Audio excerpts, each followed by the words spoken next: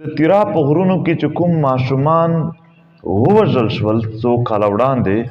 په نوشار کې خلک په خبر هم دي د سره ما ته نه ښکاري چې د مردان په غم باندې په خیبر کې خلک خبر دي او د خیبر یو د علمګودر واقعیا باندې تا نور پښتانه خبر دي د تعصب په بنیاد نه وایو حکام خو پنجاب دی چې په یو ارشد شریف باندې داسې راچک شو کام خو سیند دی چې د یو پولیس افسر یې کله فوجانو یو وړ نو دوی ټول پولیس افسران یې هم راچک شول استعفې په میز ورته کښېښول او ټول کام ورسره ودرېد کام خو بلوچ دی چې د یو اکبر بوکټي په واقعیا باندې کوم ځای ته کیسه نه ورسوله مونږ پښتانه آیا په یو بل باندې ننګ وکړو په یو بل باندې مو غیرت وکړو زه یعنې دا صرف مې پرون ورځ درته یاده کړله چې داسې راتېر شو اوس هغه خواندې ماندې په اخکلي کې چې کومې دي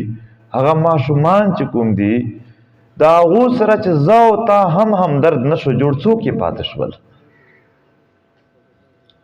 خدای پاک په قرآن شریف کې وایي مفهوم یې دا دی په ترجمه کې به خطا شم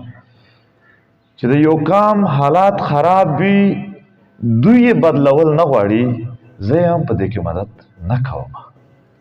آیا موږ د خپل وطن او د خپل خاورې حالات بدلول غواړو په وینو ستا په وینو باندې کاروبار چې کوم دی دا تر ټولو آسان کاروبار جوړ شوی دی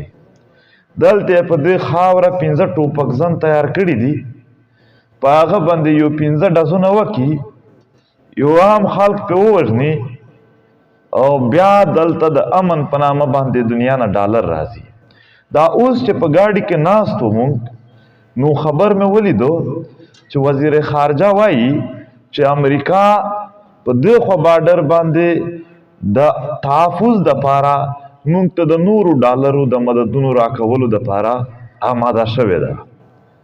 خو دا آمادګي کله وشوه چې ستا په خاوره باندې ځای په ځای داسې مرګونه او کیسې ورته وشوې یوه شو ورته جوړه شوه یوه کیسه ورته جوړه شوله ډالر او بیا کچیرې دوی ته نور ډېر پکار و بیا به نور ډېر حالات ورسره ځي په مخ په موږ باندې خلک اعتراض کوي چې تاسو خو دغه جرنلان یادوئ او هغه کوئ دغه کوئ دا جرنلان چې ریټایرډ شي او ځي زمونږ ریپورټ پرېږدئ هغه د پنجاب د صحافیانو ریپورټ سره واخلئ چې په عربونو ډالر د ځان سره وړي پیسې د ځان سره وړي یو خو ستا په وینو باندې کاروبار لګیا دی بل د کومو خلکو چې وینې تویې شي بیا د هغې کورنۍ په اوښکو باندې هم یو کاروبار کیږي په دې د ای پی ایس په اوښکو باندې کاروبار نه دی شوی بیا په هغو باندې یو کاروبار دی محترمو د دغو خاورو په کاڼو باندې کاروبار دی په ونو باندې کاروبار دی په وسایلو یې کاروبار دی د پنجاب معاشه که په خپل معیشت یې په خپله خاوره درولی دی نو په دوه شیانو درېدلی دی یو د انډسټري ده صنعت دی دا دلته چې څومره سامان جوړ راځي دا اکثر د پنجاب په انډسټري کې یو د اګریکلچر دی زراعت ته یې اوبه او صنعت ته یې بجلي دا زموږ نه په زور داسې واخلي ورکړي موږ د استحصال خبره کوو په جنګ هم کاروبار په وینو هم کاروبار په وسایلو هم کاروبار هغه ماشومان هغه خویندې ماندې هغه در په در ګرځي هغو ژوند تباه دی هغه ذلیل دي هغه ته د قهر په نظر کتل شي هغه ته د نفرت په سترګو کتل شي باوجود د دغې چې لوټلی شوی هم دی که چې اول پی ټي ایم جوړ شو نو په دې شکونه زیات وو موږ به چې چېرته لاړلو بیا به خلکو داسې سوالونه کول چې په هغه کې به شک زیات پروت و نو چې واپس به راغلو زه به ډېر مطمئن وم په دې خوشحال به وم یو ملګرو وویل چې ته په دا دومره خبرو هم خوشحال یې ما ویل دا دومره مقدسو جامو کې دا کام وهلی شوی دی چې اوس څوک شک نه کوي زما په هغه شک پیدا شي پرېږدئ چې وکړي زموږ سره خپل کردار موجود دی یوه ورځ به زموږ کردار ثابت کړي صداقت سره د دغې مظلوم کام د دغې مظلوم ولس د دغې محکوم ولس د دغې خدمت هم وکړي او هم یې دفاع وکړي هر ګوند کې چې دی په هره پیشه کې چې دی یعنې کومه پیشه کې کار کوي دی هر چرته کار کوي خو چې د قامي شعور شته. قامي شعور معنا د کام په ګټه او په نقصان چې پوهیږي، د کام مفادات پیژني. چې څوک قامي شعور لري هغه چې په هر فیلډ کې دی د دې کام نقصان به کم سے کم نه وکړي. مونږ اندازه لګولی شو چې په دې وطن کې څوک هم ټارګېټ کیلینګ کوي، څوک بده ورځ راوړي، خو هغه خو هم د بل ځای نه دي راغلي، همدغه پښتانه دي، خو د خپل قام مفادات خو نه پېژني چې زه څومره نقصان ورکوم. زه چې یو ټارګېټ کیلینګ وکړه، یو خو مې یوه کورنۍ تباه کړه،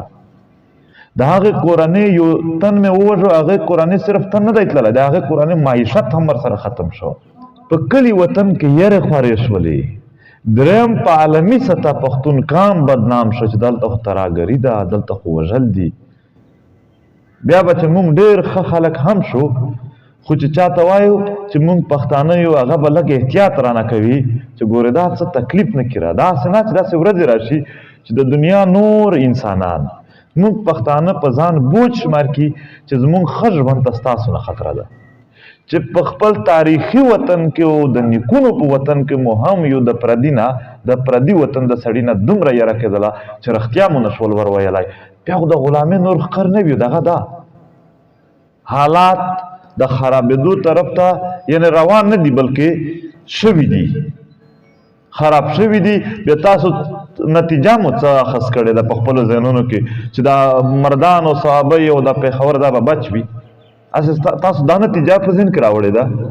دا څنګه کېدلی شي چې د یو انسان په یو وجود باندې یعنې اور لګېدلی دی، دی وایي چې یاره دا خو دلته لګېدلی دی، یا دغې کپړې اور به هغه لاندې تر هغه پورې نه ځي، نو دا خو به ځي.